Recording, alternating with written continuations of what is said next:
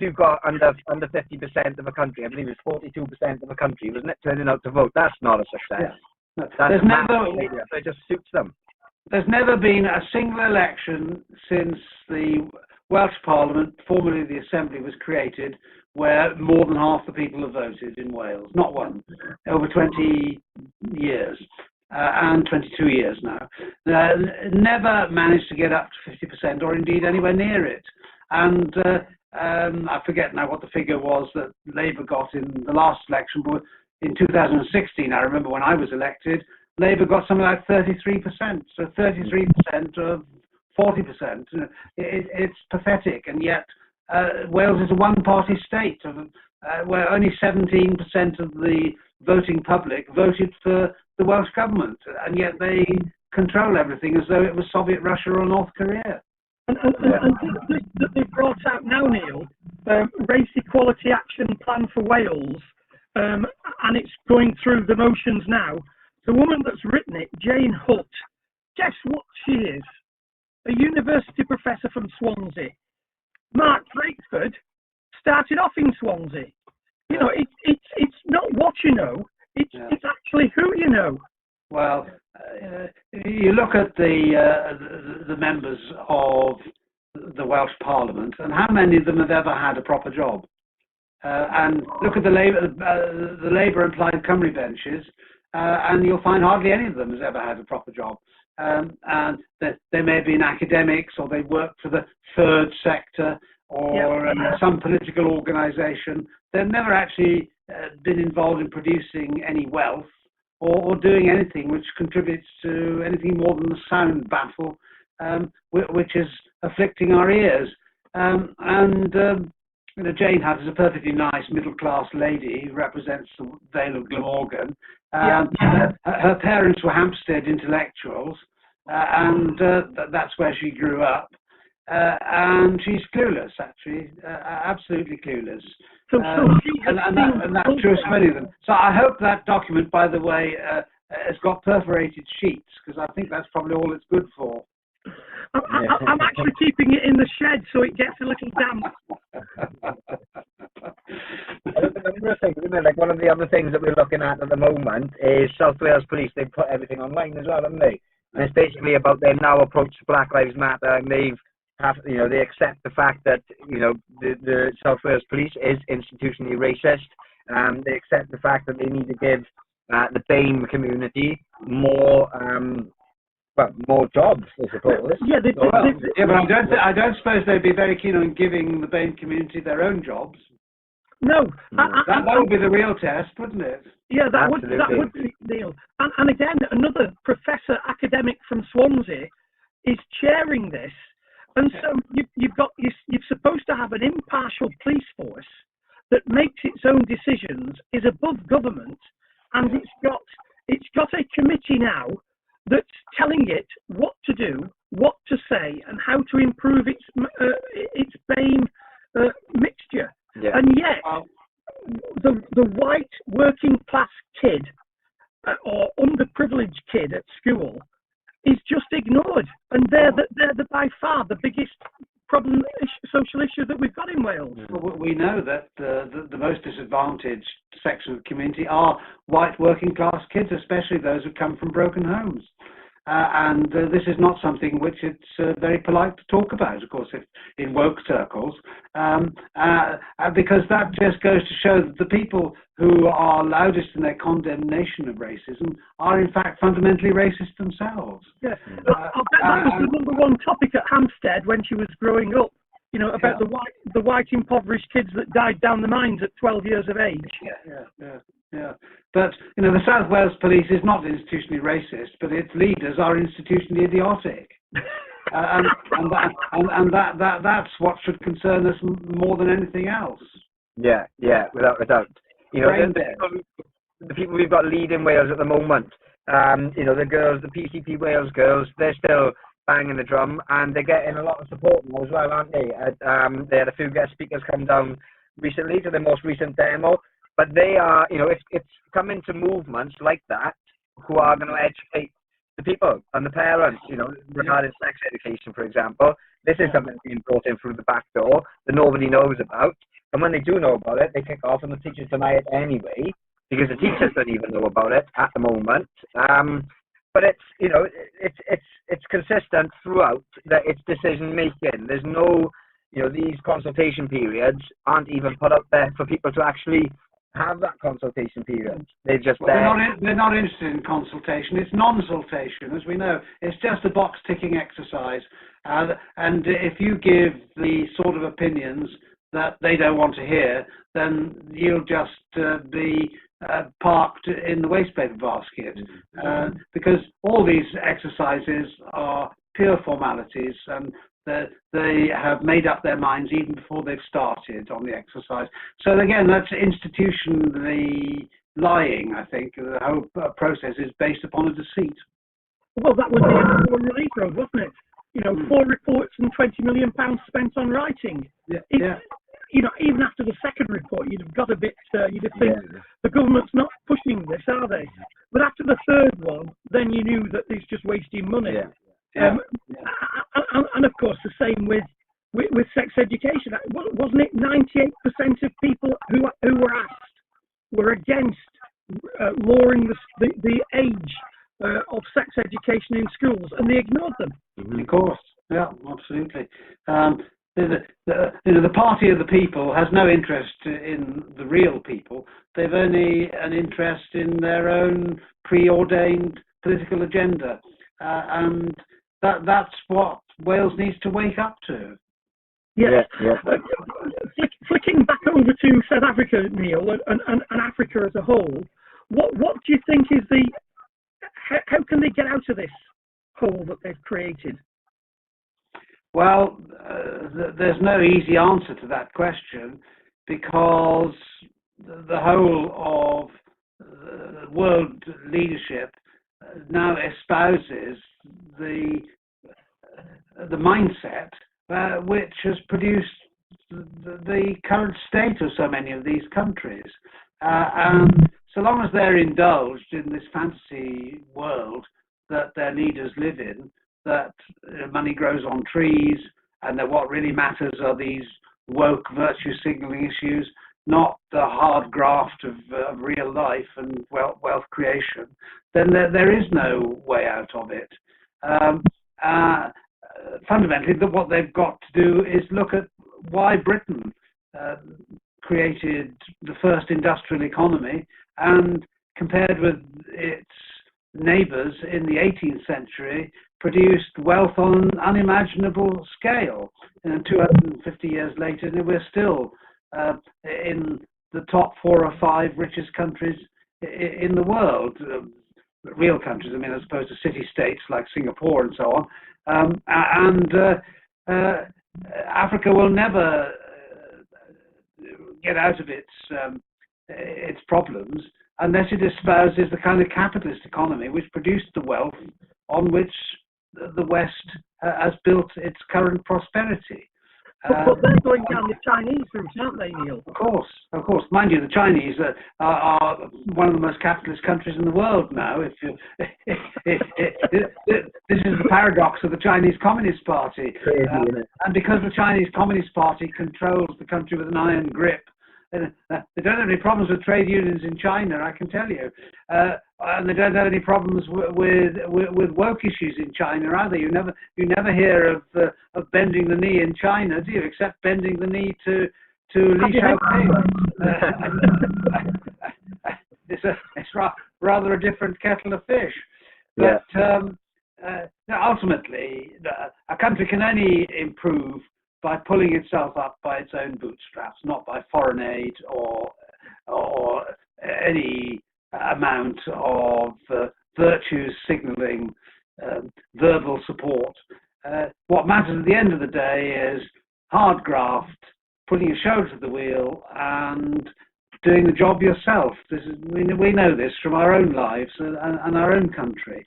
And it's no different anywhere else in the world. But so long as people are indulged in believing that it's all the fault of colonialism or racism or prejudice or whatever, then they're going to continue fooling themselves and get nowhere. Yeah. Interesting question there, or topic raised up. Haven't the white farmers been invited to Russia as refugees? Now, but they are refugees. If they were to be fleeing now, that's it's not like the ones fleeing France. They actually have, because what Russia has recognised. When the state suddenly took all the farms off the farmers and they couldn't produce the grain and everything else that the farmers used to be able to, they lost that skill set. And of course, what they've done with South Africa is they've given them vast quantities of land in Russia and said farm away, and they'd be a fool not to. Yeah, absolutely. And it's, I think, just to touch on the Dover crossings at the moment then, Priti Patel, you've actually made a petition and it's doing quite well, isn't it? Yeah, it's slowing down a little bit now. It's up to 6,000 now. 6,000, but basically you said a long time ago we need to process them offshore in one of those old cruise liners. Priti Patel is now singing that song. Do you have much faith in her? Well, she talks the talk, of course, but she doesn't have the power to make the government dance to her tune. What we do know is that since Boris Johnson became Prime Minister, he's gaily announced that 5 million Hong Kong Chinese have the right to come to this country if they want to exercise it, without thinking for a moment about how we might house them or where we're going to find jobs for them, etc. 5 million people could potentially exercise the right the British government has now promised them.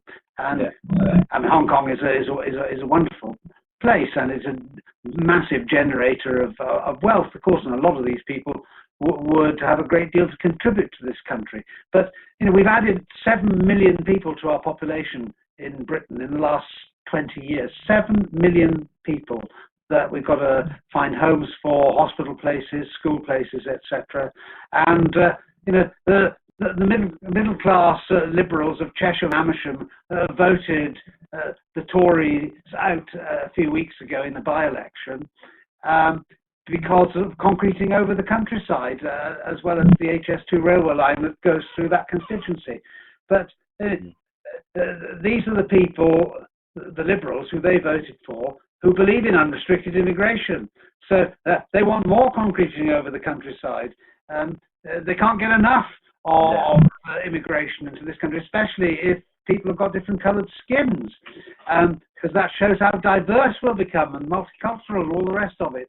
One in, two out policy, Neil. Sorry? I have a 1 in, 2 out policy. So everyone that comes in from Hong Kong, we've already got 3 million that are just disappeared into the ether. So we could actually get rid of 3 million who are not here legally. Well, the truth of the matter is we've no idea how many illegal immigrants there are in this country. As a result of the vaccination program, we discovered that 1.5 million more people applying for vaccines than we thought were here.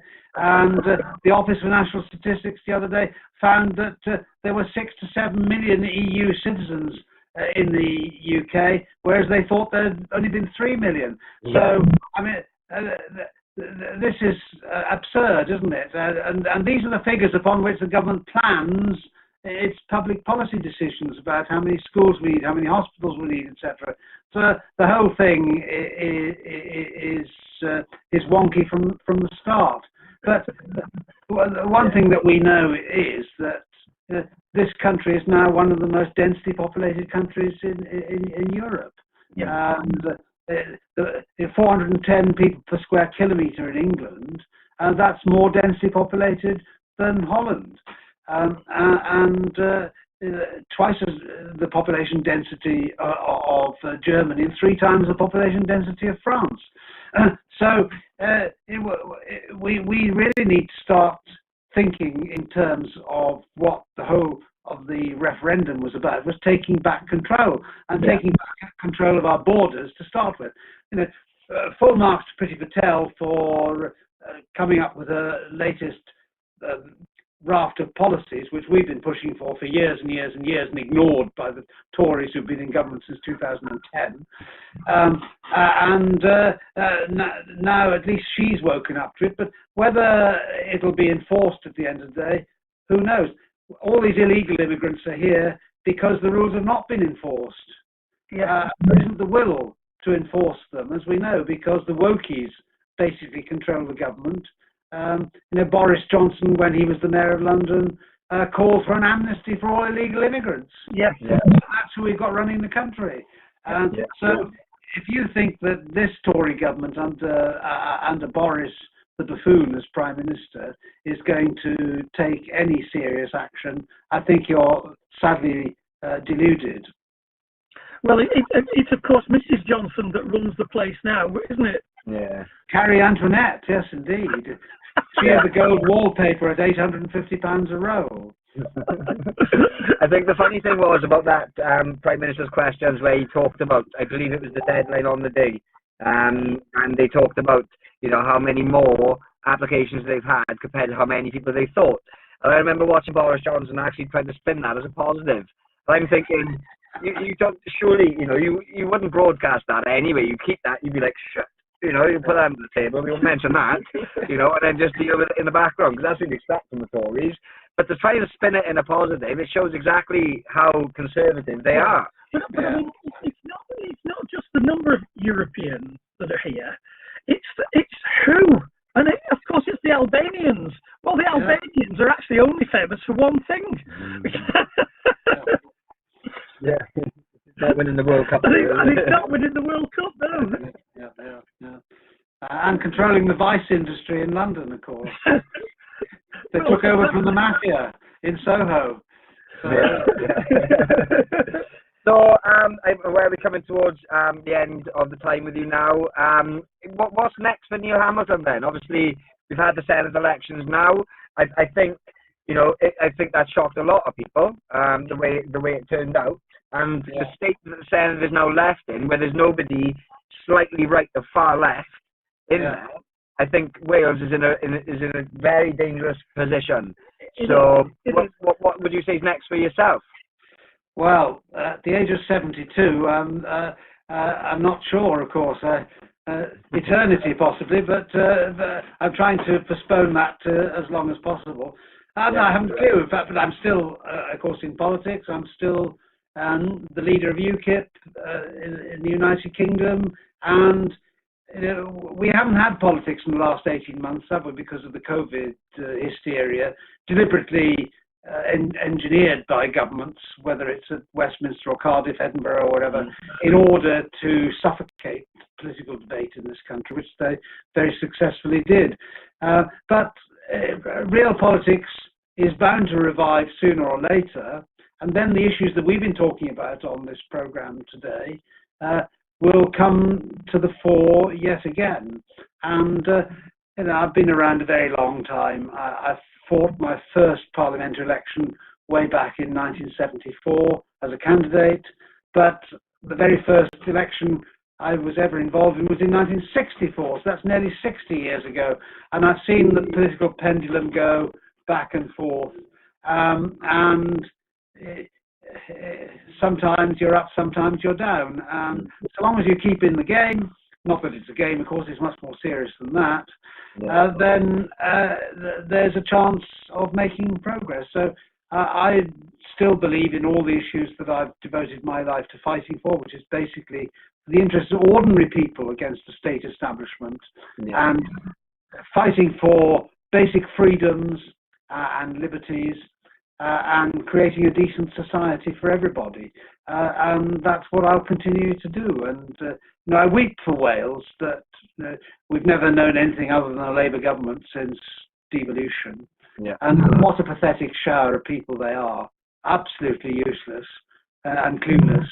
A minority government in terms of votes, they're big time. But because of the voting system, which they, of course, engineered in the last election to reduce the voting age to 16 because they thought that kids with no experience of life are more likely to vote for them.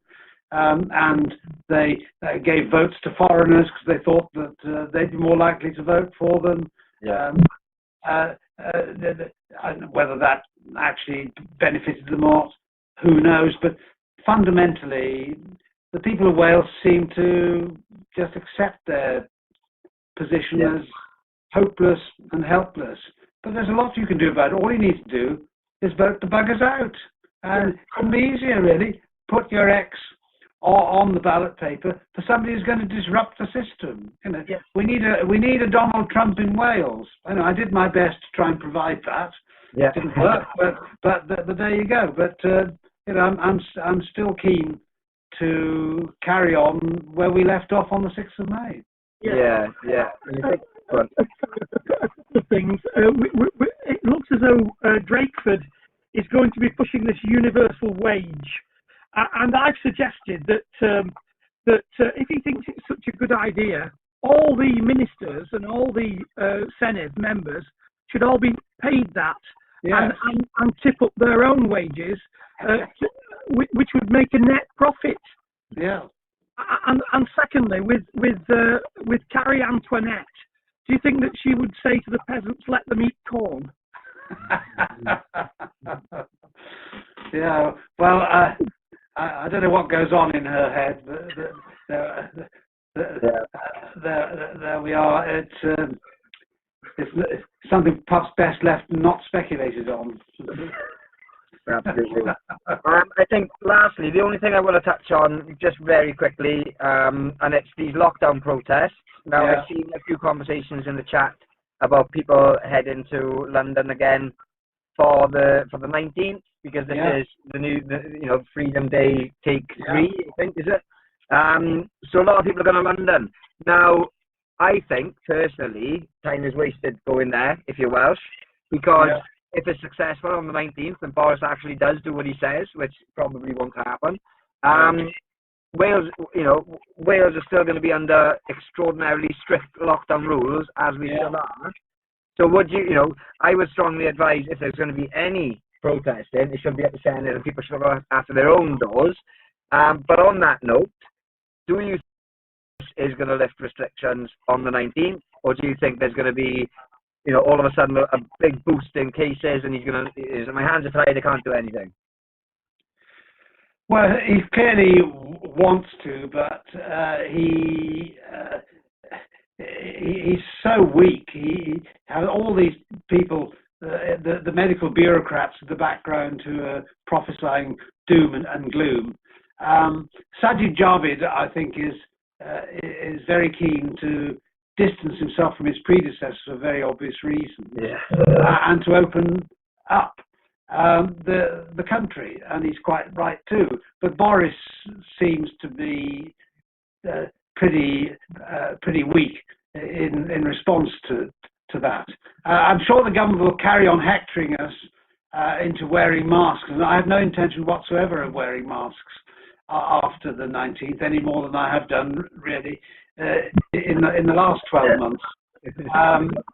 And when you look at the figures, there's been a huge rise in the number of COVID cases, but almost no rise in the number of deaths. I mean, the number of deaths supposedly related to COVID, because you can't believe the statistics, which have vastly exaggerated the impact of COVID on deaths.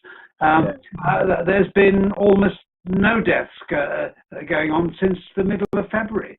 And there's no case whatsoever for continuing any of these restrictions for a moment longer. And I think the people need to wake up and rise in revolt, just as we did in the Brexit referendum. Let's show our rulers who really is in charge in this country. Well, I don't know if you know, this might be breaking news to you, Neil, but we've been served with court papers now, so we're thinking of calling you as a star witness. Right. or even, what about representation? Representation. We've got a fine through for breaches of COVID. It's called sleepless nights, hasn't it, Dan? Oh, it's unbelievably sleepless nights. Yeah, horrendous. Well, I'll be there for you. Excellent. Yeah. I need it. It's really funny as well, because we were doing stuff with yourself at the same time. So during the 3 fines, so say we got 3 fines, in the middle of the 3 fines, we were doing other activities in Tenby, in Penally. We didn't get fined for any